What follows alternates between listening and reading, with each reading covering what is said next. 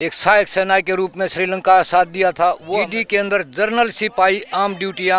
उर्ली side में अपना post था, बीच में मैन फील्ड लगा रखी थी हमने। ड्यूटी के लिए बाहर चले जाते हैं तो हमें वापस आने का यह संदेश नहीं कि हम वापस अपनी पोस्ट लोकेशन में वापस पहुंच जाएंगे। 1000 किलोमीटर भीतर घुस गए थे पाकिस्तान। एक भारत और दूसरा पाकिस्तान। हम पैदा किसके लिए, अपनी मातृभूमि के लिए पैदा हुए हैं, उसके लिए ही हम मिटने के लिए तैयार थे। मुनाबा बॉर्डर है चले थे हम, वहाँ ऊपर है जहाज चलती थी, नीचे है आर्मी चलती थी, टैंक चलते थे। हजारों सिपाही, हवलदार, सूबेदार, नायक हमारे सामने मारे गए। नमस्कार, मैं कल्पना चोपड़ा, आप देख रहे हैं एनएन मीडिया।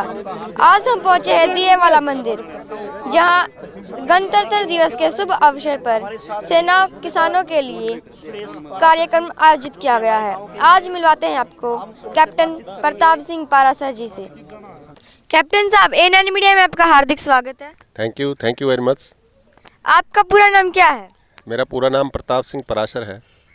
गणतंत्र दिवस के महत्व के बारे में बताएं। गणतंत्र दिवस है ये, जब भारत 1947 में आज़ाद हुआ, उसके बाद जिसको गणतंत्रता मिली वो 1950 में 26 जनवरी 1950 में मिली थी। उसके उपलक्ष्य में गणतंत्र दिवस मनाया जाता है। क्या आपने सेना में कोई जंग लड़ी है? नहीं, हमें मौका नहीं मिला है, क्योंकि जंग हमारे आर्मी में जाने से पहले ही काफ़ी जंग हुई हैं। और उसके बाद 1999 में जो कारगिल का युद्ध हुआ है, उसमें ऑपरेशन कारगिल ऑपरेशन हुआ है, उसमें मैं नहीं था, उसमें पार्टिसिपेट नहीं किया है। क्या आपने कोई जंग देखी है? नहीं, जंग कोई नहीं देखा है। आप किस स्पोर्ट से सेना में भर्ती हुए और किस स्पोर्ट से रिटायर्ड हुए? मैं सिपाही भर्ती हुआ आर्मी के अंदर, और सूबेदार मेजर ऑनररी कैप्टन रिटायर हुआ। सर, गणतंत्र दिवस के महत्व के बारे में बताएं कुछ। हमारा देश 15 अगस्त 1947 को आज़ाद हुआ था। 26 जनवरी 1950 को हमारा संविधान लागू हुआ था।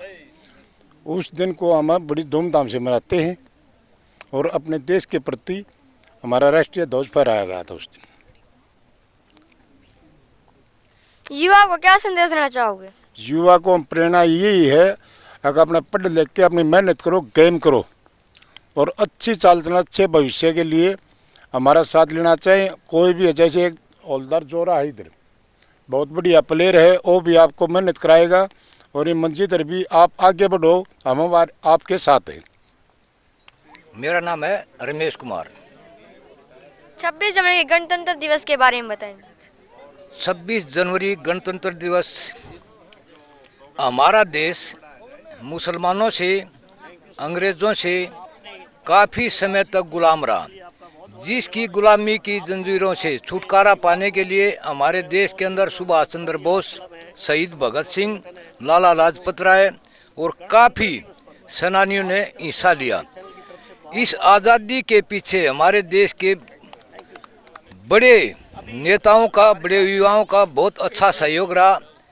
हमारा देश आज़ाद हुआ 15 अगस्त 1947 को। वो दो भागों में बट गया, एक भारत और दूसरा पाकिस्तान।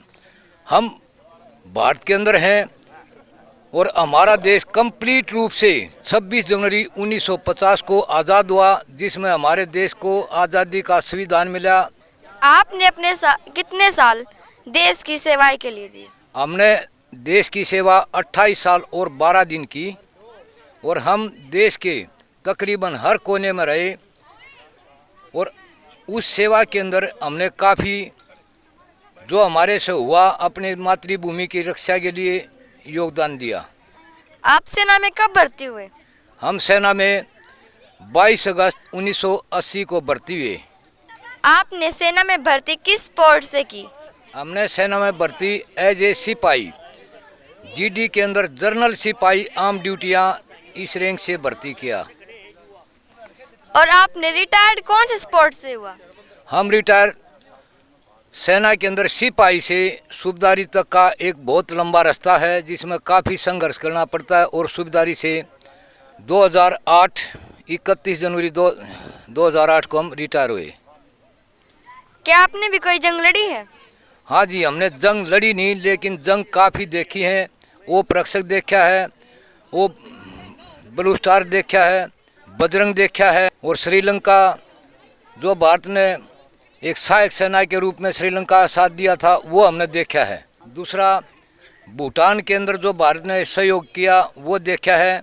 और 1987 के अंदर जब भारत और पाकिस्तान एक जंग की कगार पे थे तो पाकिस्तान ने जयपुर में आकर के समझौता किया और अपने हाथ खड़े कर दिए। तब हमें आदेश मिला था कि आज रात 40 किलोमीटर अंदर भारत पाकिस्तान के अंदर घुसना है। क्या नाम है सर? महेंद्र सिंह। 26 जनवरी के बारे में बताएं कुछ। 26 जनवरी हमारा देश आज़ाद हुआ था सन 47 में, और ये उसमें 50 को संविधान लागू हुआ था। हम तिरंगा झंडे के सलूट मारते। क्या आपने कोई जंग लड़ी है? लड़ी है सन 71 की, राजस्थान में बाड़मेर सेक्टर में। मुनाबा बॉर्डर से चले थे हम, वहाँ ऊपर जहाज चलती थी, नीचे ही आर्मी चलती थी, टैंक चलते थे, सब आर्टिलरी चलती थी, सारा हौदा। हम कराची के नज़दीक पहुँच गए थे, पूरा कम से कम 1000 किलोमीटर भीतर घुस गए थे पाकिस्तान। वहाँ हम 1.5-2 साल रहे। वहाँ नून से उनका पोस्ट था, उर्ली साइड में अपना पोस्ट था, बीच में मैन फील्ड लगा रखी थी हमने, और बहुत रहे। युवा शक्ति को क्या संदेश देना चाहोगे? युवा शक्ति अपने बढ़िया है, खेलो कूद अच्छा बढ़िया है, बहुत संस्था है ये, अच्छी है। बच्चे कहीं मतलब उल्ट रास्ता नहीं चले, अपने माँ बाप की सेवा करें और बड़ा नाम कमाएं, अपने मतलब ताकत लगा अपने फौज में भर्ती होएं, पुलिस में होएं अपना। ठीक। आप कब रिटायर्ड हुए? मैं सन ये 1909 भर्ती हुआ था, मैं 1971 में, और रिटायर हुआ मैं 87 में। युवाओं के लिए क्या संदेश देना चाहोगे?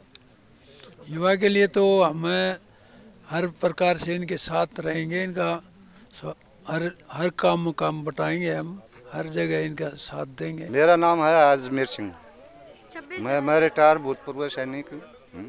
26 जनवरी 1950 को हमारा देश संविधान लागू हुआ। जंग के बारे में बताइए। जंग के बारे में तो यह है, जंग तो 2 प्रकार की लड़ाई लड़ी जाती है। एक तो देश के अंदर अंदरूनी लड़ाई होती है, एक देश टू देश की लड़ाई होती है, आमने सामने की लड़ाई बोली जाती है। और तो हमने तो श्रीनगर के अंदर तकरीबन 6 साल ये मिलिटेंसी की हालत गुजारी है कि सुबह हम अपने ड्यूटी के लिए बाहर चले जाते हैं तो हमें वापस आने का यह संदेश नहीं कि हम वापस अपनी पोस्ट लोकेशन में वापस पहुंच जाएंगे कि नहीं पहुंचेंगे। यहाँ तक का हमारे ये था नहीं था। और इतने हमारे जवान साथी 6 साल के अंदर मैंने इतने देखे हैं, कम से कम भी हजारों सिपाही, हवलदार, सूबेदार, नायक हमारे सामने मारे गए, जो कि हम भी बुलेट प्रूफ लगाए हुए थे, वो भी बुलेट प्रूफ लगाए हुए थे, उनको भी गोलियां लगी। अब तो गोली का कोई जिसके ऊपर नाम लिखा होता है उसी को लगती है गोली, और सबको गोली नहीं लगती है। जिसका टाइम और समय लिखा जाता है। और सबसे बड़ा, हम पैदा किसके लिए हुए? अपनी मातृभूमि के लिए पैदा हुए हैं, उसके लिए ही हम मिटने के लिए तैयार थे। हर फौज में भर्ती भी इसलिए किया था, हमें शौक था फौज में भर्ती होने का, अपनी मातृभूमि की शान बढ़ाने का, उसका सम्मानित रखने का, उसकी इज्जत रखने का। हमारा जवान के अंदर जो खून है इतना वो हो जाता है कि उबावला हो जाता है, वो कुछ नहीं देखता सामने क्या है। वो गोली भी खाने के लिए, अपनी मातृभूमि की जान बचाने के लिए वो गोली भी खाने के लिए तैयार होता है।